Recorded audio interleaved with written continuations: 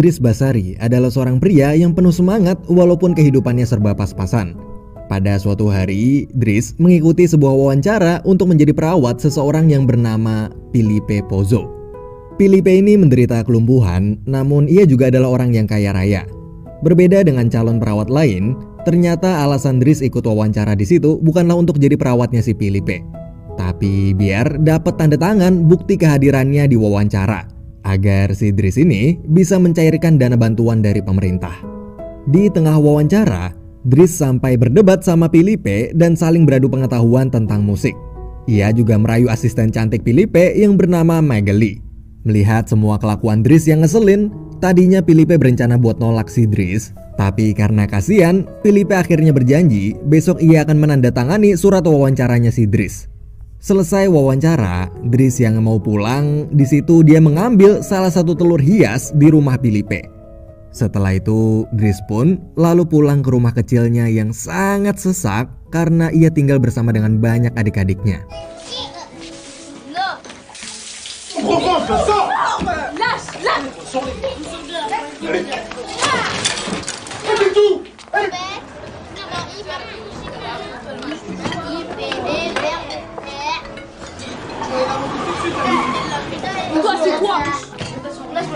Tu veux quoi, du? Tu viens d'où? Lalu saat sang ibu baru pulang kerja dan melihat Dries, ibu Dries ini pun marah besar karena ternyata Dries sudah menghilang selama 6 bulan tanpa memberi kabar. Gak hanya itu, ibunya juga kesal saat tahu ternyata si Dries ini sampai sekarang masih saja pengangguran. Karena muak melihat anaknya yang paling tua itu nggak bisa diandalkan, maka sang ibu pun mengusir Dries dari rumah. Keesokan harinya, Dries mendatangi rumah mewah Philippe lagi untuk mengambil surat wawancaranya. Tapi di situ, Dries kaget waktu mendengar cerita dari kepala perawat yang bernama Yvonne. Yvonne berkata bahwa ternyata selama ini sudah banyak perawat yang datang dan pergi dengan cepat karena mereka tak tahan setelah bekerja selama 2 minggu di sana. Padahal walaupun jam kerjanya panjang, yaitu 24 jam, tapi mereka sudah ditunjang fasilitas yang sangat nyaman, mulai dari kamar mewah hingga menu makanan yang enak setiap harinya. Dan di hari itu, nggak disangka-sangka, Philippe tiba-tiba memutuskan untuk memperkerjakan Dries selama 1 bulan sebagai percobaan. Karena Dries juga lagi nganggur dan gak punya kesibukan lain dan dia juga habis diusir, Dries akhirnya menerima keputusan Philippe tersebut. Lalu tugas Dries sebagai perawat Philippe pun dimulai.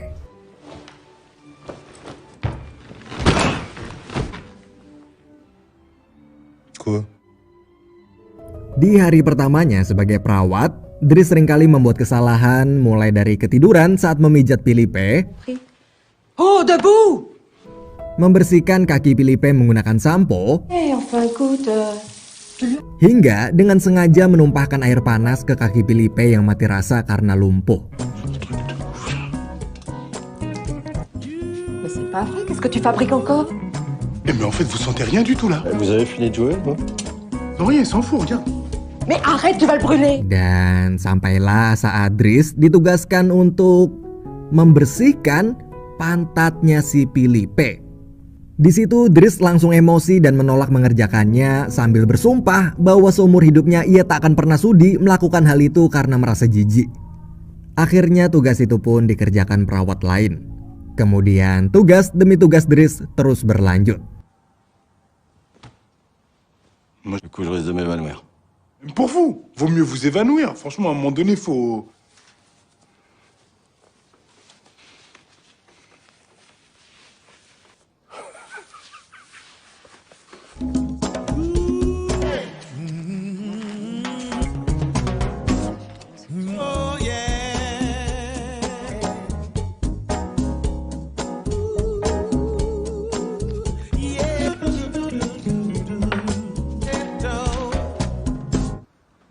Poubelle.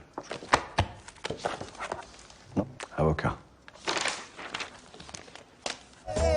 Bon appétit. Oh. Eh. Pardon. merde, putain, j'oublie tout le temps.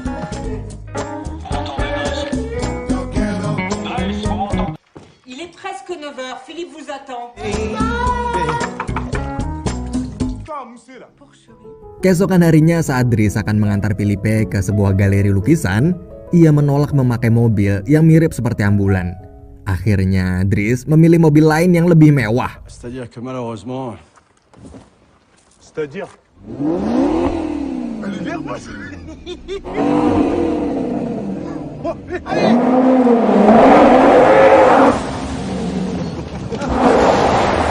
Saat sampai di sana, Dries merasa bingung karena Philippe terus-menerus memandangi sebuah lukisan abstrak selama 1 jam lamanya. Padahal bagi Dries, lukisan tersebut hanyalah sebuah lukisan asal-asalan.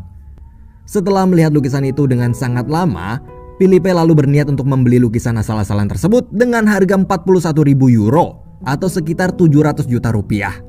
Dries pun kaget, tapi karena ia tahu kalau Philippe kaya raya, maka dia nggak bisa nahan tuh bocah. Beberapa waktu kemudian, ada seorang rekan Philippe yang memberitahunya untuk berhati-hati pada Dries. Karena si Dries ini ternyata baru aja bebas dari penjara selama 6 bulan gara-gara mencuri. Ia juga mengingatkan kalau Dries adalah orang yang kasar dan berandalan. Tapi pada akhirnya, Philippe justru mengatakan bahwa Dries sebenarnya tidaklah seburuk yang dibayangkan rekannya tersebut. Karena Philippe merasa sangat puas dengan perawatannya Dries itu.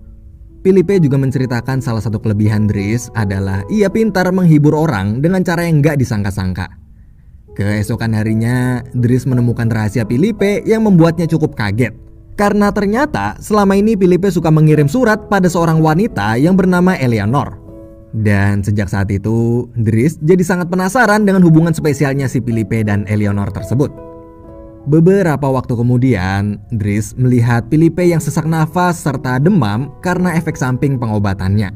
Mengetahui Philippe butuh udara segar, dengan sigap Dries langsung segera membawanya keluar dengan kursi roda, walaupun saat itu Dries masih ngantuk banget.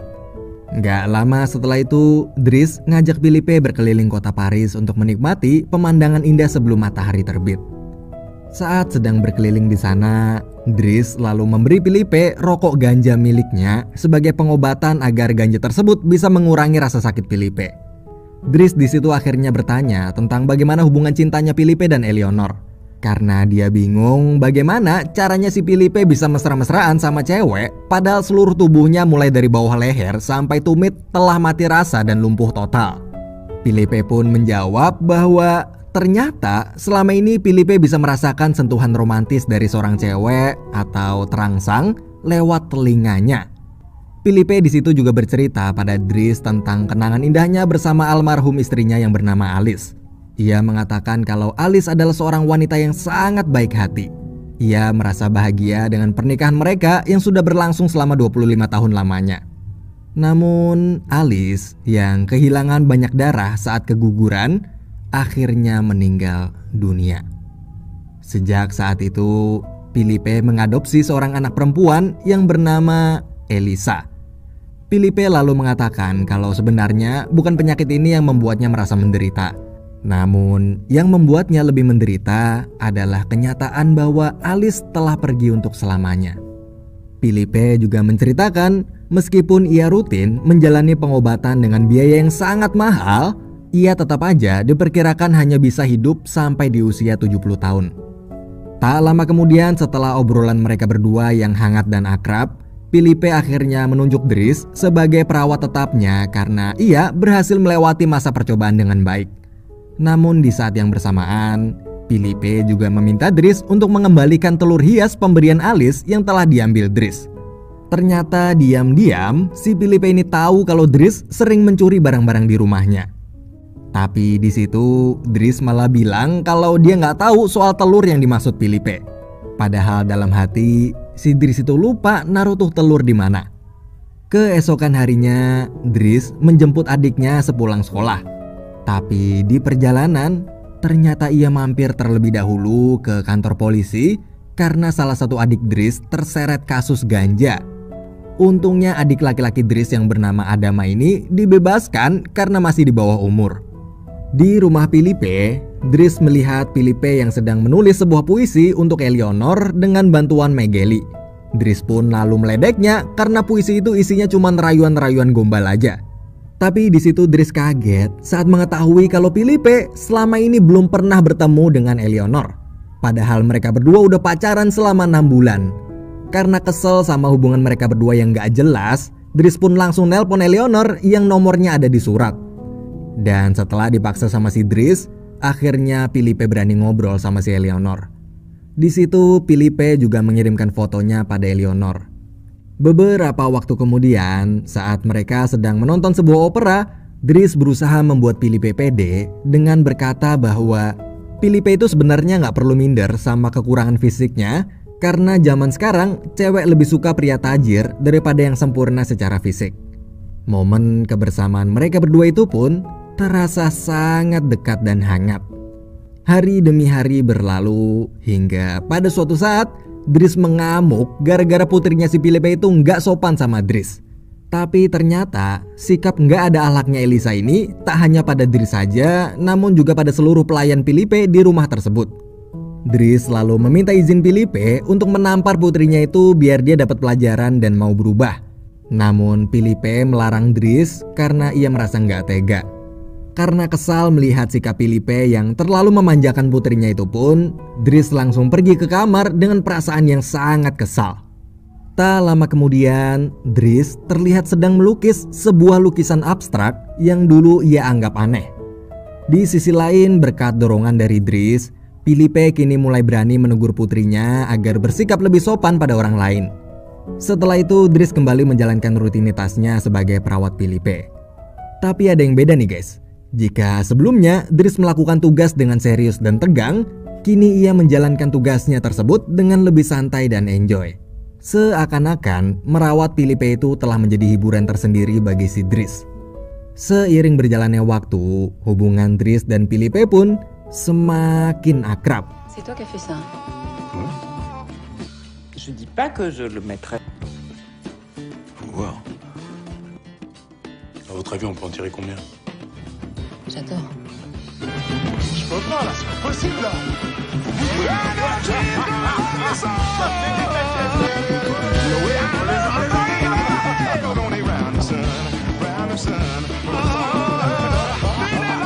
Setelah itu Philippe bersiap mengadakan pesta ulang tahunnya.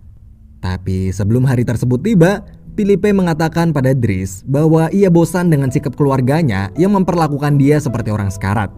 Secara tak langsung, momen curhat ini pun mengisyaratkan bahwa Philippe semakin nyaman dengan Dries yang memperlakukannya lebih manusiawi. Setelah itu, pesta ulang tahun Philippe pun akhirnya digelar. Philippe di sana telah menyewa grup musik orkestra untuk memeriahkan pestanya. Di sisi lain, Dries melihat Elisa yang sedang mengurung diri di dalam kamar sambil menangis. Ia kemudian mendekatinya dan menanyakan apa yang menyebabkan ia sampai menangis. Elisa pun berkata bahwa dia baru aja diputusin pacarnya yang bernama Bastian. Elisa lalu tiba-tiba minta tolong pada Dries untuk berbicara dengan Bastian. Awalnya Dries menolak karena nggak mau ikut campur hubungan mereka. Namun setelah Elisa berkata akan memberikan Dries uang yang cukup banyak, maka Dries pun akhirnya mau. Di sisi lain, Philippe sedang menawari temannya lukisan abstrak yang sebelumnya Dries buat sendiri dengan harga sebesar 11.000 euro atau sekitar 188 juta rupiah. Lalu di puncak perayaan pesta ulang tahun tersebut, tiba-tiba Dries ngedance sambil mengajak semua orang di sana untuk ikut berdansa bersama. Hal itu ia lakukan hanya untuk menghibur Philippe yang menurut Dries selama ini pesta ulang tahun Philippe terasa membosankan. Dan ternyata Dries berhasil membuat Philippe tertawa lepas serta bahagia. Setelah pesta berakhir, Dries lalu mengantar Philippe ke kamarnya. Di situ, Dries memberikan surat balasan dari Eleonor. Ternyata isi dari surat tersebut adalah Eleonor berjanji pada Philippe akan pergi ke Paris, Prancis minggu depan untuk menemui Philippe. Dan gak cuma itu aja, Eleonor juga memberikan fotonya yang begitu cantik. Saking bahagianya Philippe di hari itu, ia sampai gak bisa tidur semalaman. Beberapa waktu kemudian, hari yang dinantikan Philippe itu pun tiba. Philippe bersiap menemui Eleonor dengan didampingi Yvonne. Di sisi lain, Dries berhasil membuat Bastian meminta maaf pada Elisa karena telah memutuskan hubungan mereka. Setelah itu, ia pergi ke tempat ibunya bekerja. Namun, karena masih merasa bersalah, Dries hanya bisa memandangi ibunya tersebut dari kejauhan dan lalu pergi.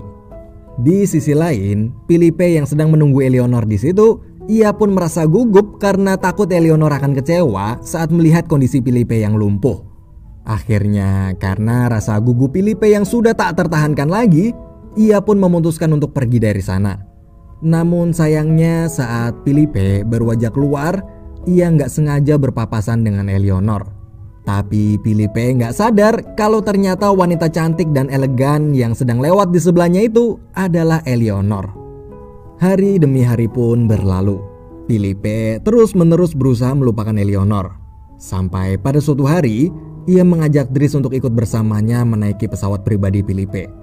Di atas sana, di dalam pesawat itu, Philippe memberikan sejumlah uang sebesar 11.000 euro pada Dries. Uang tersebut ternyata adalah uang hasil lukisan Dries sebelumnya yang berhasil terjual. Philippe juga mengatakan kalau Dries sangatlah berbakat dalam melukis lukisan abstrak. Hari demi hari berikutnya mereka lalui dengan traveling dan jalan-jalan sambil menikmati waktu mereka berdua yang saat ini bukanlah lagi seperti bos dan karyawan, namun sudah terasa seperti sahabat dekat. Sampailah pada saat mereka berdua pulang ke rumah. Dries bertemu dengan Adama, yaitu salah satu adik laki-lakinya. Adik Dries itu datang ke tempat kerja Dries karena dia diusir dari rumah oleh ibunya setelah ketahuan terlibat kasus ganja. Melihat itu, Dries merasa kesal lalu memarahinya karena selalu membuat kekacauan. Gak lama kemudian Dries dipanggil Philippe ke ruangannya. Di sana Philippe lalu mulai menanyakan tentang masa lalu dan kehidupan pribadi Dries. Dries pun mulai bercerita bahwa dulu ia adalah anak yatim piatu dari Senegal, Afrika yang diadopsi sejak berumur 8 tahun. Perempuan yang selama ini dipanggil ibu olehnya ternyata adalah bibinya yang sebenarnya nama asli Dries adalah Bakari.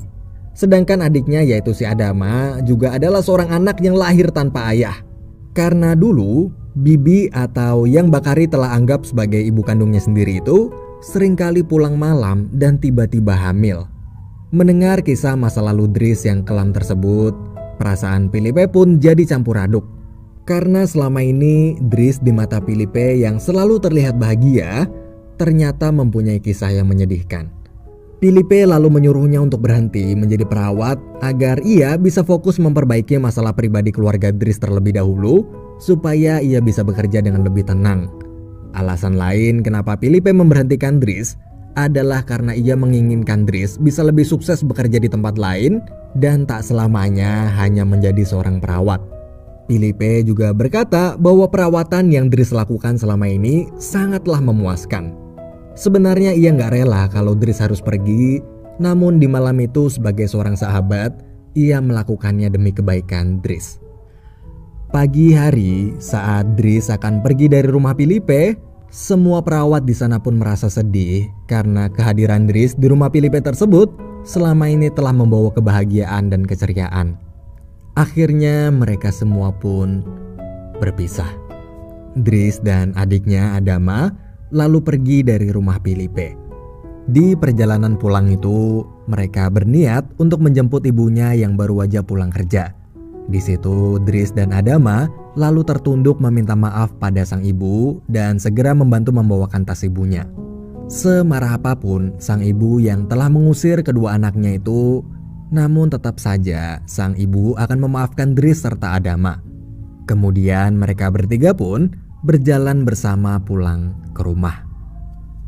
Beberapa waktu kemudian, Dries melamar pekerjaan sebagai kurir di salah satu perusahaan. Di sisi lain, Philippe telah mempunyai perawat baru.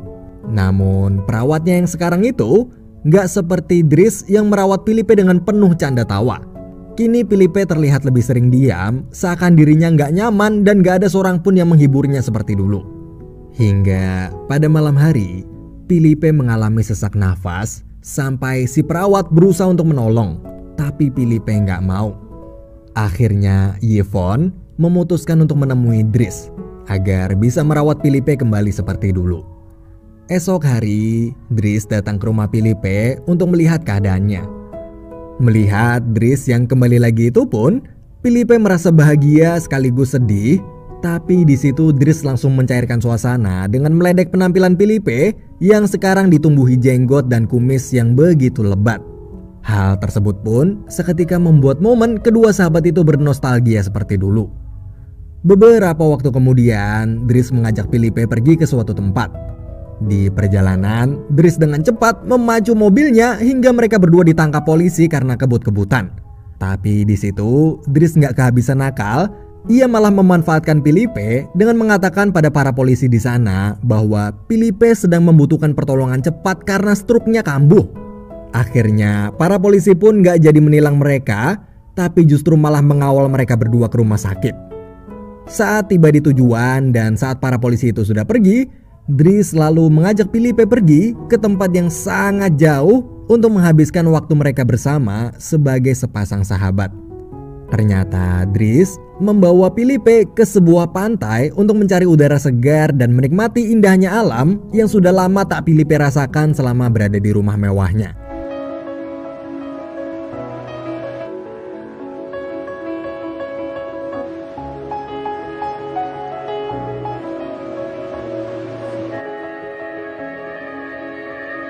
Écoute sec, ça me soulagerait. Ouvrez les yeux. Ah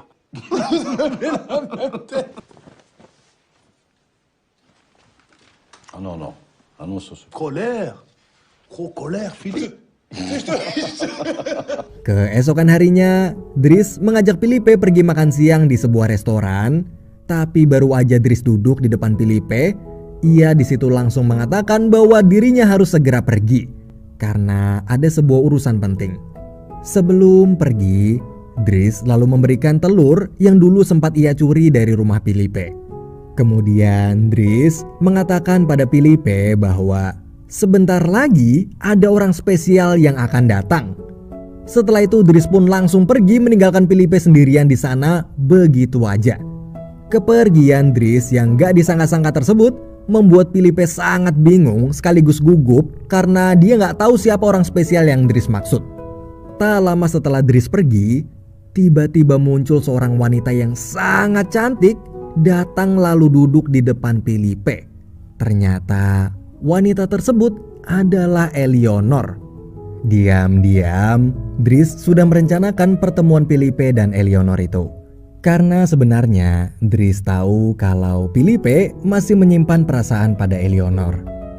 Dari kejauhan, Dries yang melihat mereka berdua bertemu untuk pertama kalinya pun tersenyum bahagia sambil berkata bahwa pertemuan Felipe dan wanita yang ia cintai itu adalah hadiah terakhir yang bisa Dries berikan sebagai seorang sahabat.